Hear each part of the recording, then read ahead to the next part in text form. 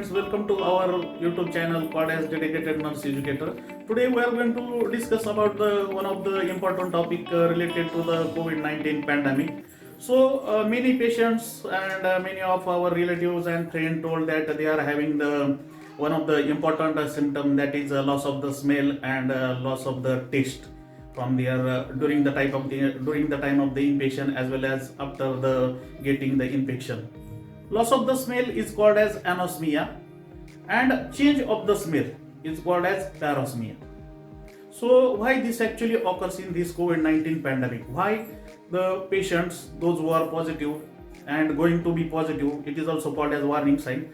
So why these patients are having the loss of the smell as well as loss of the taste, that we are going to discuss today. We have more than 10,000 of the taste receptor in our oral cavity, and that can distinguish our 5 tastes.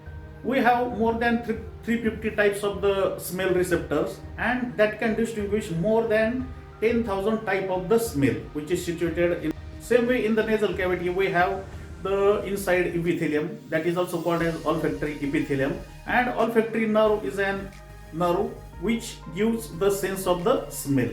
So actually the upper side of the nose in the both the nostril, the smell centers or the receptors are there, which are functionally active towards the molecules of the smell. So they gives the impulses to the olfactory receptors, and these impulses are transmitted from the olfactory receptors through the olfactory nerve into the brain, where we get the about the integration of the smell, and we distinguish the particular type of the smell.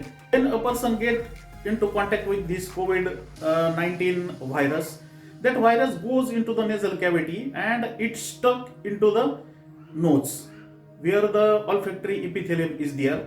And also in this olfactory epithelium we have ECE2 receptors which are actively binded, and this virus will get binded to this olfactory epithelium, and they are little bit microvascular or very micro inflammation take place, and injury occurs towards this olfactory terminals, and due to that there is a blockage of the sensation of the smell. Now, when do I recover my taste and smell? The answer of this actually it depends upon the severity of the disease as well as the viral load and the damage has been occurred into the nasal cavity.